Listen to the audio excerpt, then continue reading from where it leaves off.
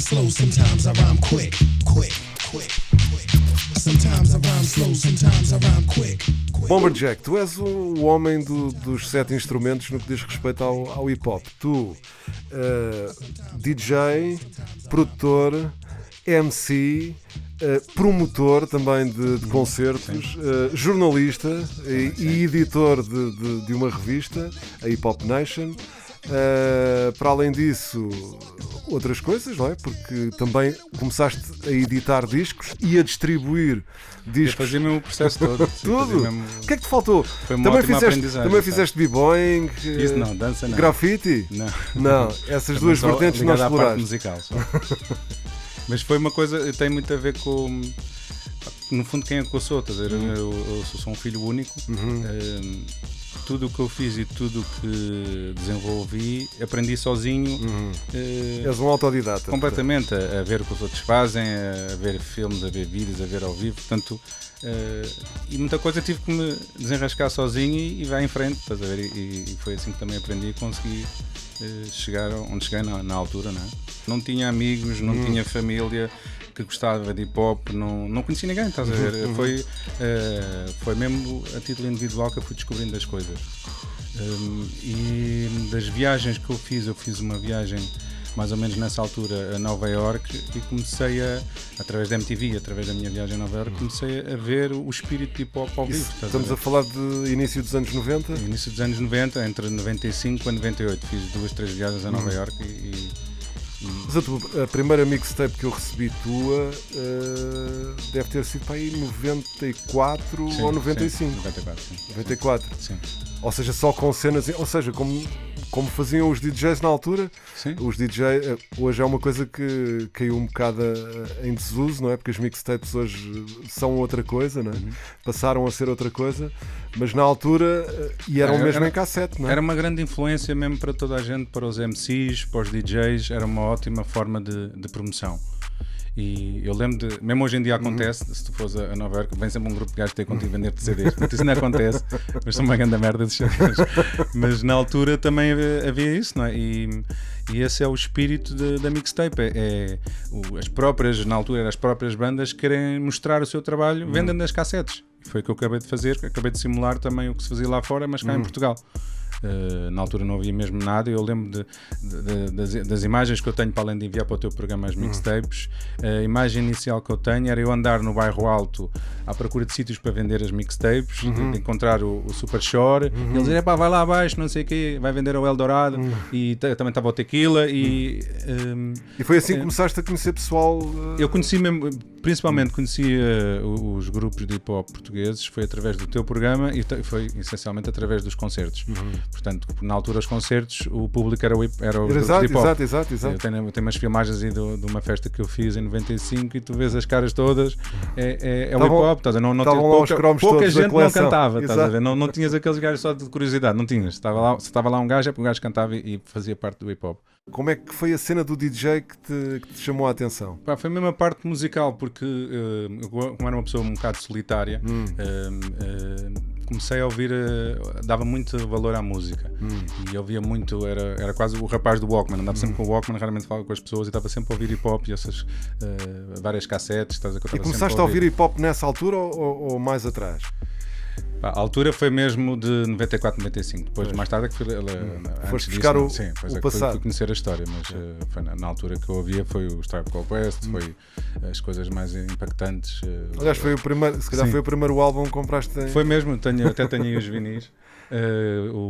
Os 2 primeiros álbuns que eu comprei foi os Public Enemy, portanto, na Avenida de Roma, Fear of a Black Planet. O Tribe Called Quest comprei na São Sebastião da Pedreira, que eu via lá pertinho, via no Saldanha. Eu lembro de ir lá uma loja de discos e comprei. Não acredito que isto há cá. Portanto, mas voltando um bocadinho ao início da história, que é importante, foi mesmo a MTV e o MTV Raps. Foi mesmo o grande impacto, que é a imagem, estás a ver, do rádio, depois de ver presencialmente os grupos, essas coisas todas. Mas o primeiro impacto foi mesmo a MTV e o MTV Raps. Pronto, já me disseste que andavas a tentar vender as mixtapes no Bairro Alto. O Bairro Alto era ali um polo de coisas que estavam a acontecer nos mais diversos campos. E as primeiras pessoas que tu conheceste ligadas ao hip hop foi exatamente aí nesse percurso, não é? Sim, pá, lembro disso o Super Short, depois o Rui Abreu também encontrei no Bairro Alto, que ele também trabalhava numa loja, ou tinha uma ligação qualquer numa loja. E sim, foi muito no Bairro Alto e nos concertos que disse que eu conhecia muita gente. Das festas que eu me lembro de ter participado e ter estado lá presente, foi uma que foi no Jardim da Cerveja, com a apresentação do República, que vi eles todos a cantarem ao vivo. Esse eu lembro perfeitamente. E depois depois fiz em 94, exato. Sim. Basicamente os primeiros concertos vieram mesmo da República. Lembro também acompanhar muito os Black Company, de falar, por exemplo, na casa de banho do Baus com o Bambino. Eles foram lá tocar o Baus. Ei, que fixe, fui lá vê-los, estás a ver? Ser dos poucos que conhecia aquilo. Real Deal, como é que a coisa se dá? Vontade de passar do papel de DJ para o papel de DJ também, mas ao mesmo tempo produtor e MC, não é? Foi uma coisa que aconteceu mesmo naturalmente, não houve eu fui convidado, portanto a minha ideia não foi formar o grupo.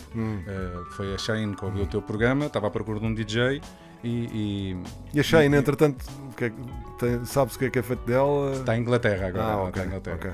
Mas na altura, portanto, ela conheceu-me através tu deste o meu contacto, ela ligou-me e depois apareceu ela e a Ice Diva em minha casa. E tínhamos ideias semelhantes, estás a ver, em relação à música de intervenção, que a gente gostava imenso, e eu basicamente estava só no plano de fundo de instrumental, de compilar a coisa, de gravar as coisas. Pouco mais tarde também conheci o Nel Assassin, porque, por exemplo, a Shine vivia pertinho dele, portanto era aqui da zona de Carcavelos e de Oeiras. Okay. E também conheci os Micro, portanto conheci o Dimars, também veio à minha casa. E trocámos também experiências, que depois apareceu o Red Bombista, que foi essa conjugação deste pessoal. O grande momento de eu querer gravar, eu já fazia com os temas norte-americanos, e o momento que eu comecei mesmo a gravar com MCs foi na altura da República e dos concertos da República. Soube que o Bossa ia fazer um showcase na Estefânia, num espaço com os Black Company, e pronto, basicamente ia fazer aquilo que não havia, não é? Que era mostrar, olha como é que se fazem beats, como é que vamos falar de hip hop e não sei o quê. E eu fui lá a ver o que é que se passava.